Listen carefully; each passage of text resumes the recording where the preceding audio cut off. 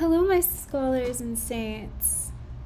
We are back again with another chapter from Ayn Rand. This is the last one in the Virtue of Selfishness. I finished this today, and I think it's just too important not to read and talk about.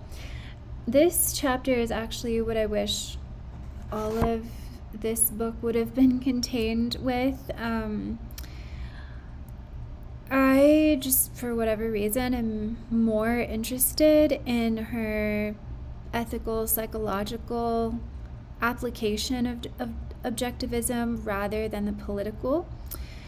I think that's just because I find her most helpful in advice in difficult relationships, especially relationships with toxic people. So that's kind of where I'm coming from. The title of it is called The Argument from Intimidation, which Rand sort of articulates as a specific kind of logical fallacy that is somewhat related to the ad hominem and should, be a part of the list. So I think that is pretty interesting, and it basically just kind of gives advice about how to not be manipulated and controlled concerning this and how to refute it. One of the most important things I think she says in this chapter is that it's not enough to know, or it's not enough to be right. You have to know that you're right and why it is that way. So let's get started.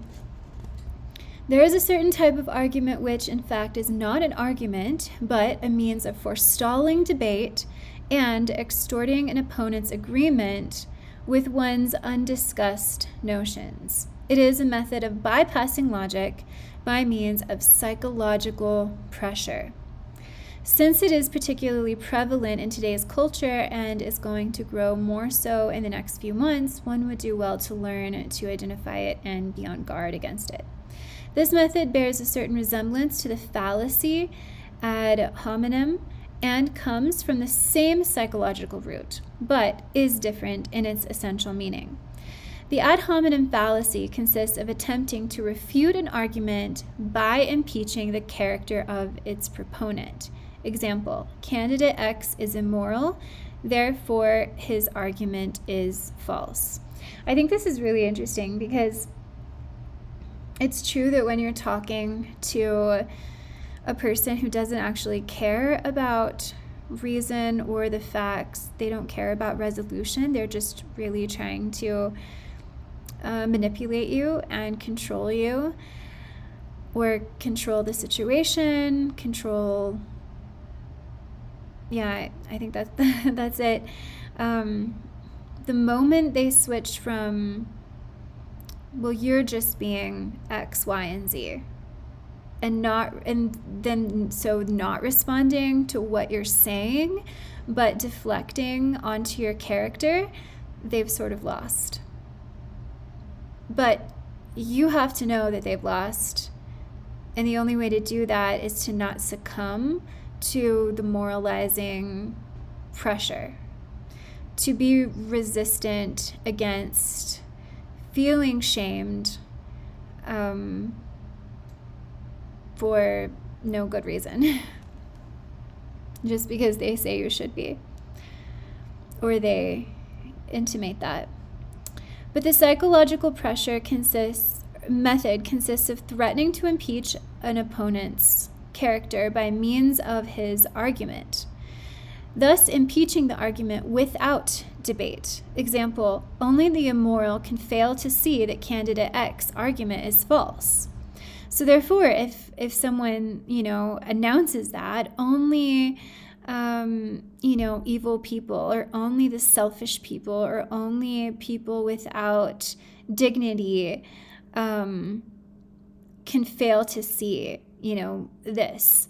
And so then if that puts pressure on people, so it's hard to then say, well, I do think that, but yet then you have to defend your character as well, which really shouldn't be a part of it. You have to approach propositions that you want to say that are true or false by logic, not by psychological pressure. In the first case, and I think that's why it's so important to study logical fallacies, because that will, if you know what someone else is doing, then it will keep you from being frustrated in your interaction with them. In the first case, candidate X's immorality, real or invented, see, it doesn't matter. Even if I'm a bad person, that doesn't necessarily mean my argument is false or wrong or bad. Likewise, if I am a good person, that also doesn't mean that my argument is good or right. There's not a one-to-one relationship unless you can argue it logically for particular arguments. There's not going to just be an automatic relationship between who the person is, the character of the person, and what they are saying.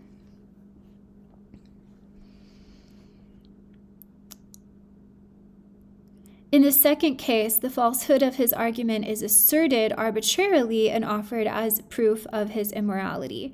In today's epistemological jungle, that second method is used more frequently than any other type of irrational argument. It should be classified as a logical fallacy and may be designated as the argument from intimidation. So basically, when have you been intimidated? And how could you have approached that situation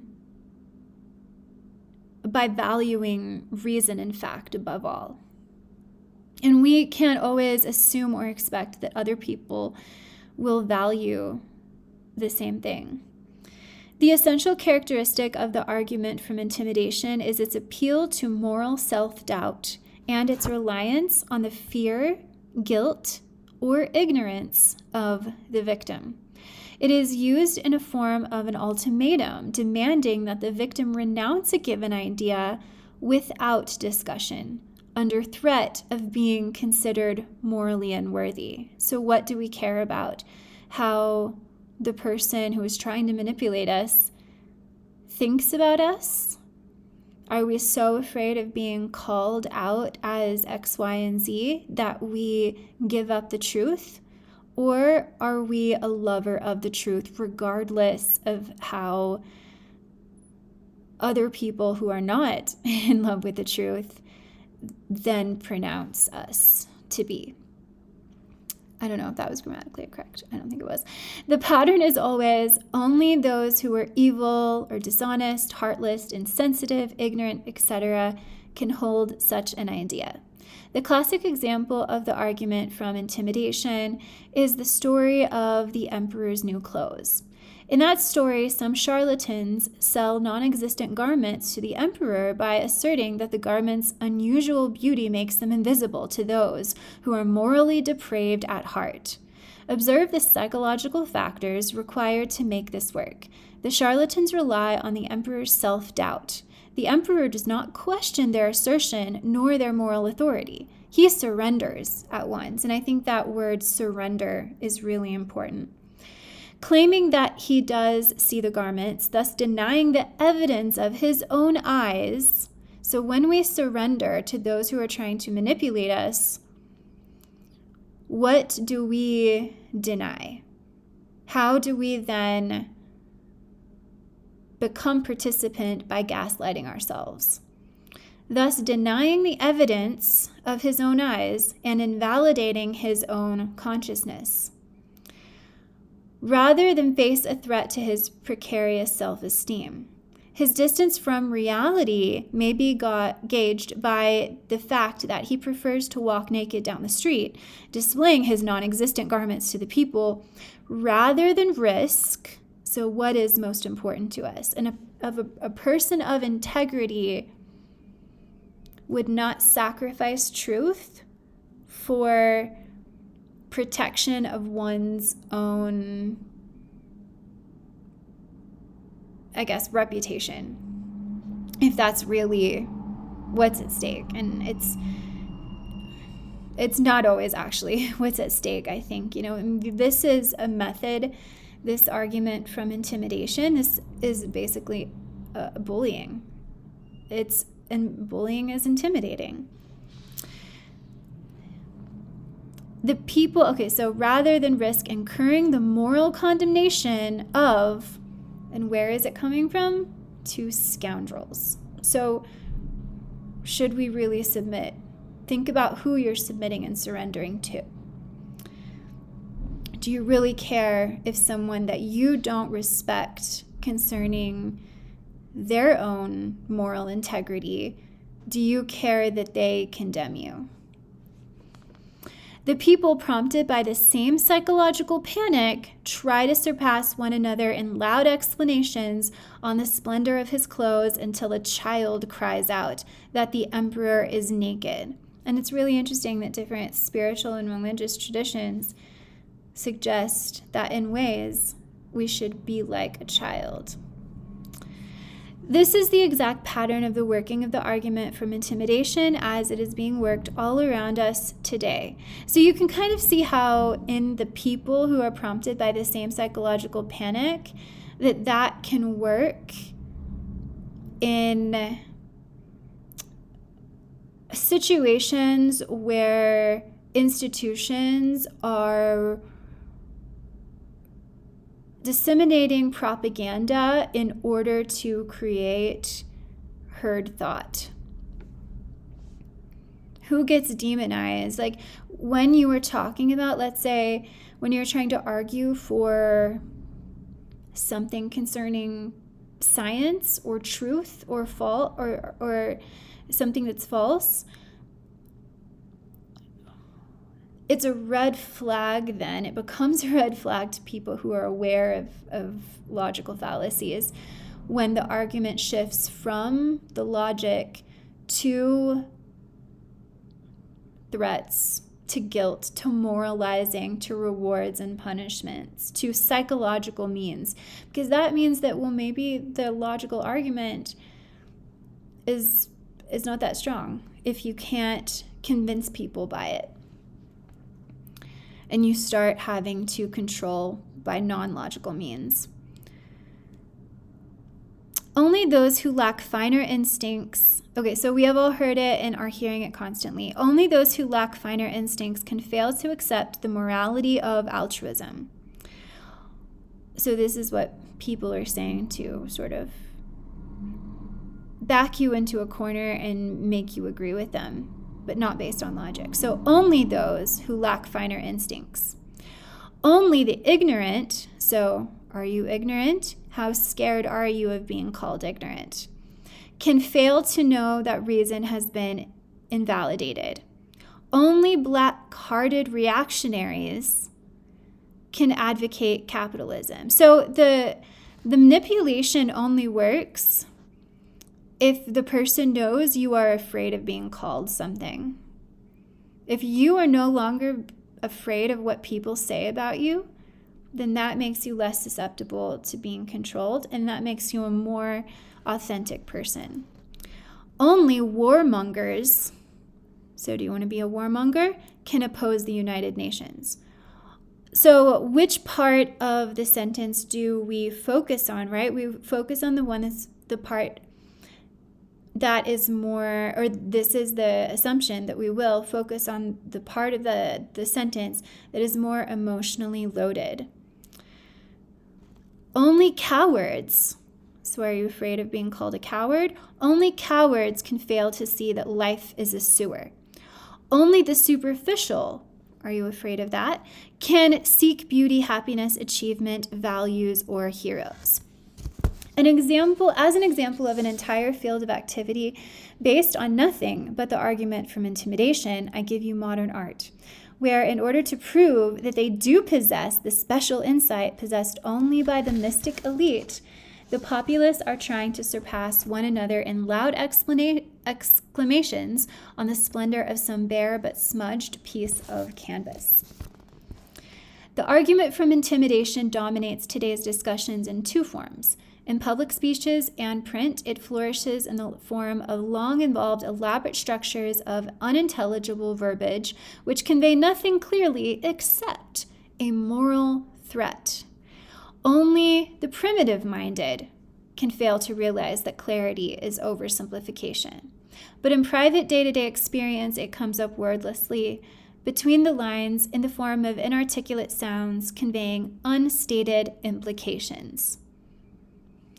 So it's a threat that they're hoping that you don't allow to realize, to allow to be realized, because then you back down.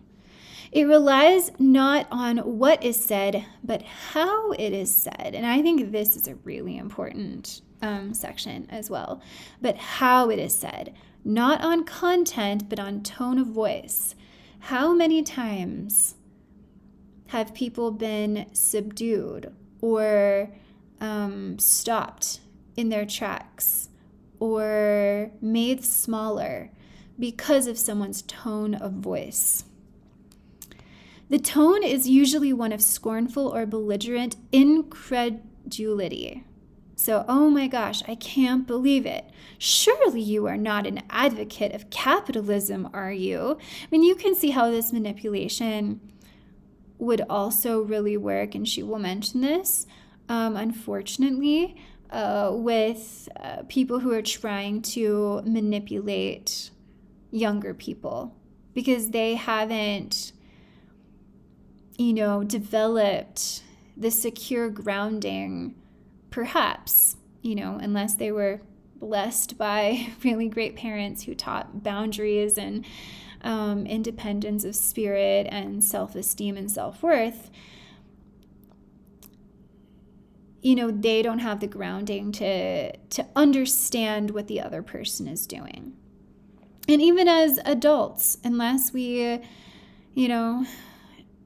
have, an awakening from our own sort of abusive experience, or we have studied psychology and we look for it in interactions and in certain people, you don't know until you know. And that's why I think this chapter is pretty important.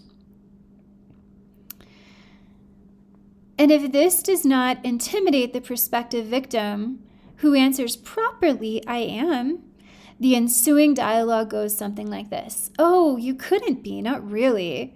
Really. But everybody knows that capitalism is outdated. I mean, I think it's kind of funny she's using this example, but we'll just roll with it. I don't. Oh, come on now. Since I don't know it, will you please tell me the reasons for thinking that capitalism is outdated? Oh, don't be ridiculous. Will you tell me the reasons? Well, really, if you don't know, I couldn't possibly tell you. So I think observing modulations in tone, and again, I think that it's rare. Most people are good, decent people who actually do care about the truth and actually do care about facts and care about you and want to connect to you and just enjoy being a human being in a human interaction, right? So it's not everybody, but I think when you realize, oh, someone is not trying to reconcile, someone's not trying to have an understanding or have a conversation, they are playing their own game. I think that indicates that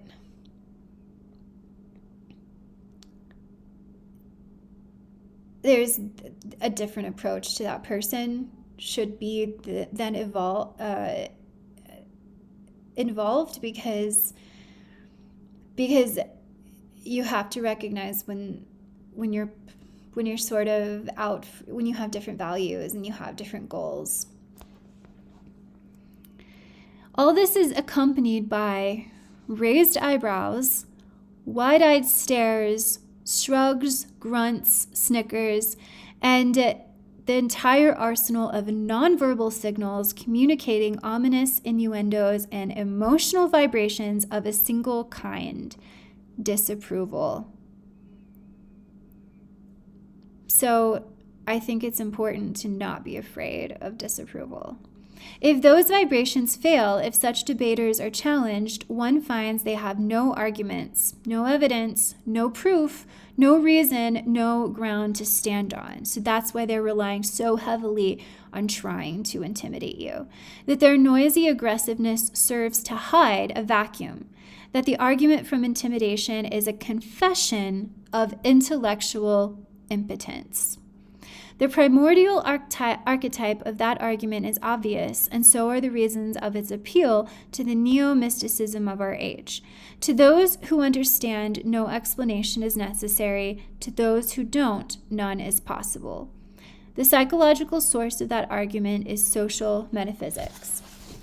A social metaphysician is one who regards the consciousness of other men as superior to his own and to the facts of reality.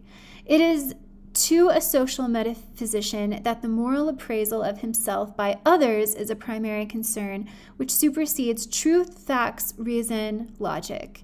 The disapproval of others is so shatteringly terrifying to him that nothing can withstand its impact within his consciousness. Thus, he would deny the evidence of his own eyes and invalidate his own consciousness for the sake of any stray charlatan's moral sanction. It is only a social metaphysician who could conceive of such absurdity as hoping to win an intellectual argument by hinting, but people won't like you. Strictly speaking, a social metaphysician does not conceive of his argument in conscious terms. He finds it instinctively by introspection, since it represents his psycho-epistemological way of life. We have all met the exasperating type of person who does not listen to what one says, but to the emotional vibrations of one's voice, anxiously translating them into approval or disapproval, then answering accordingly. This is a kind of self-imposed argument from intimidation to which a social metaphysician surrenders in most of his human encounters. See, here I think she's talking about the dark side of empaths. There's this idea that those who maybe struggle with, there's this idea that those who are empaths, I'll just say it, are that as a result of childhood abuse and trauma. Because one way to look at an empath is, and I just hesitate because I think there's probably other definitions and other ways to look at this and talk about it, but I think that this particular version aligns with what I'm reading. That being an empath means that you're just hypervigilant, that you've been taught hypervigilance as a survival skill when you were younger and, sort of imposed by human beings who were bigger and more powerful than you when you were a child.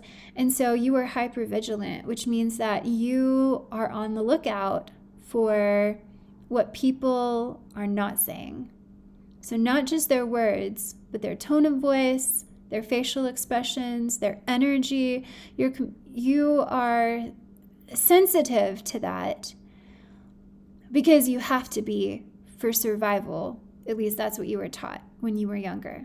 We have to be on the lookout for a random potential tantrum from mom. I have no idea why she's upset, but she could just go off, So how are we going to diffuse that situation to save ourselves? And then we just tend to do that with adults when we don't need to because we're not really under a threat. And maybe we weren't even when we were children, but we just didn't know that. And so empaths end up absorbing and being more affected by other people's emotions than they should because they feel, again, that they have to be responsible for those emotions. So that's why I think she says this is a kind of self-imposed argument from intimidation. So we have to get past that. And thus, when he meets an adversary, when his premises are challenged, he resorts automatically to the weapon that terrifies him the most, the withdrawal of a moral sanction. Since that kind of terror is unknown to psychologically healthy men, and this again is why I think that this is the truth and the helpfulness in Ayn Rand, in helping us, how can she help us be psychologically healthy?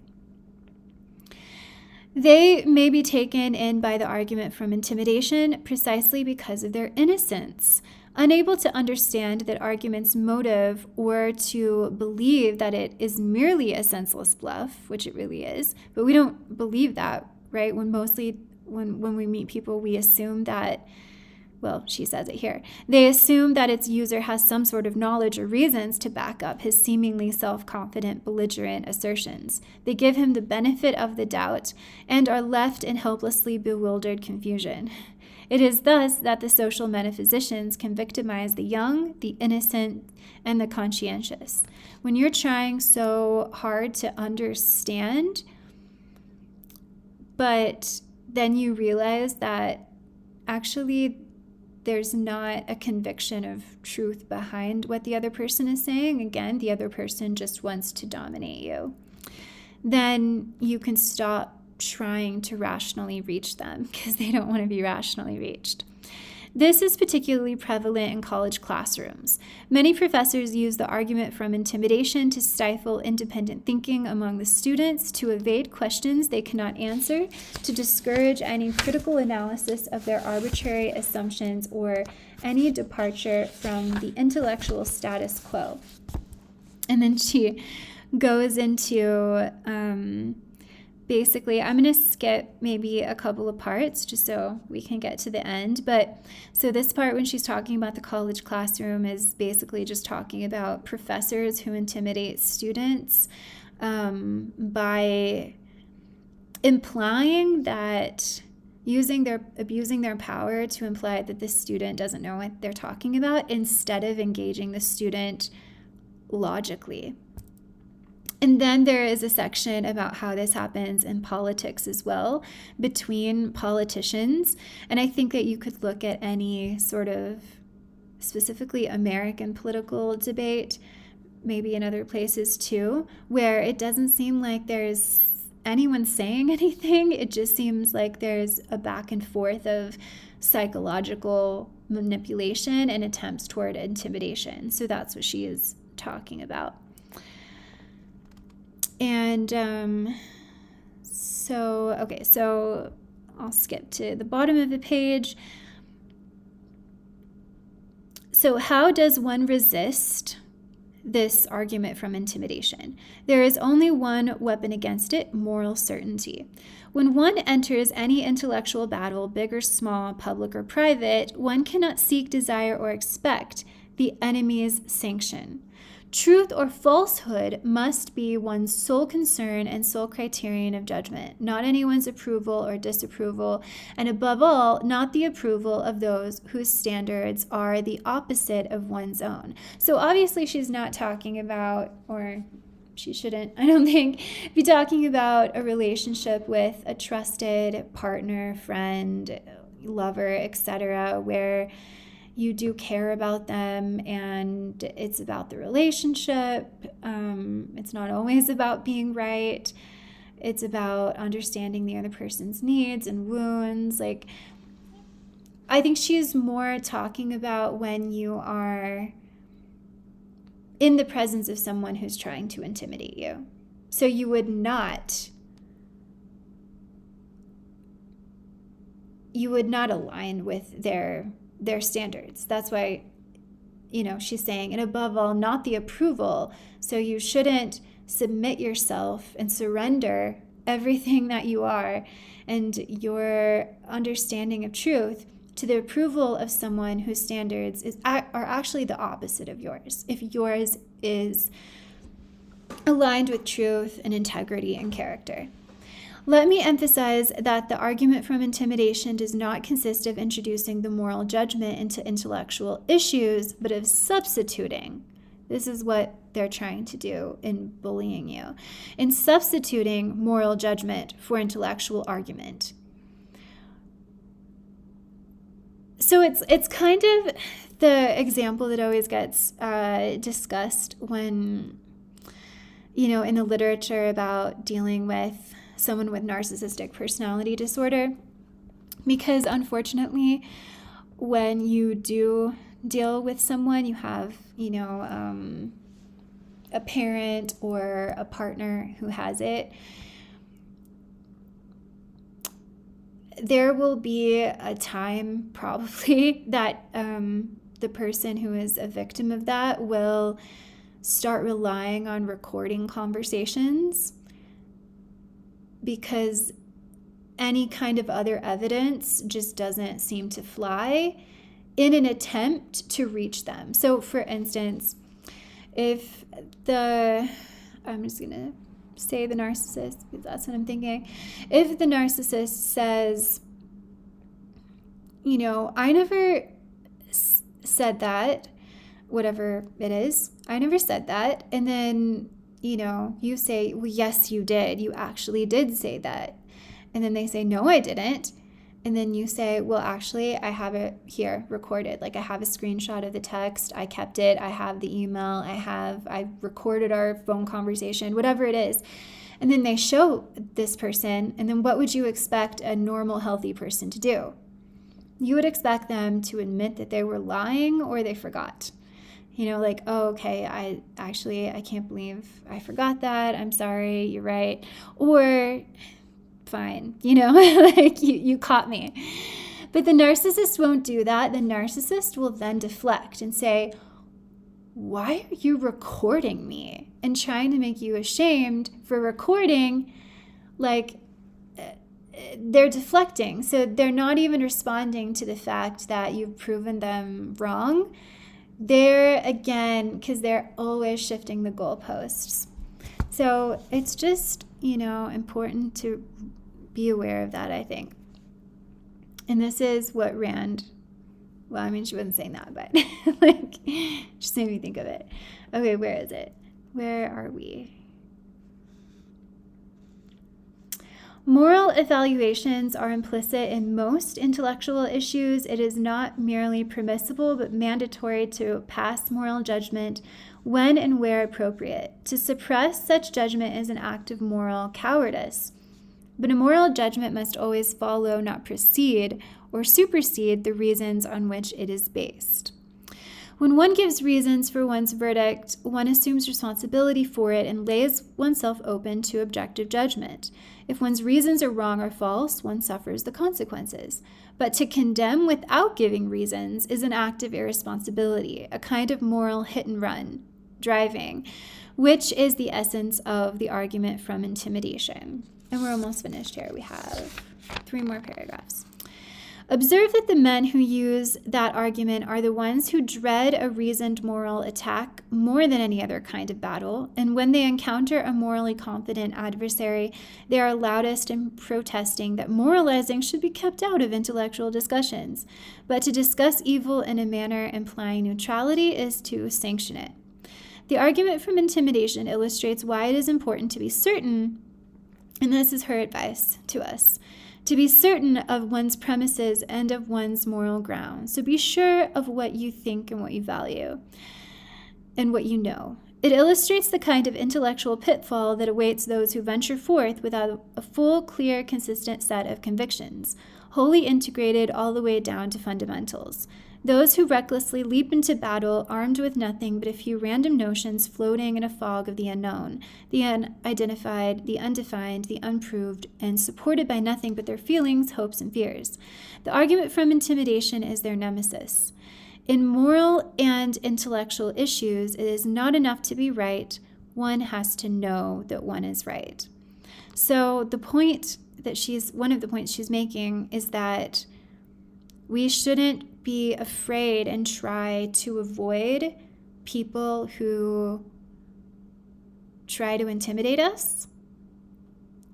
Because if you understand what's happening and you understand that's a logical fallacy and you understand what is true, at least according to how you've reasoned it thus far, then it should be a welcome opportunity to practice your integrity and to practice your insusceptibility to being controlled. So to not be afraid of it is your power. The most illustrious example of the proper answer to the argument from intimidation was given in American history by the man who, rejecting the enemy's moral standards, and with full certainty of his own rectitude, said, "If this be treason, make the most of it." And that is the end. All right, thank you. I know I was impassioned, and I just feel very strongly that, I don't know, when I hear something that I feel like can help myself, maybe it can also help others. And I just want to shout it from the rooftops, because I want our society to be filled with, in our world, our humanity, our species, to be filled with people with self-esteem, and for all of us to increase our authenticity and our sincerity, and so that we can connect with each other more authentically, more sincerely, more intimately, and not create and perpetuate psychological harm. Because I think that it would just be a more abundant and safer world if we could start to heal ourselves and heal each other. And I think that that can only start with waking up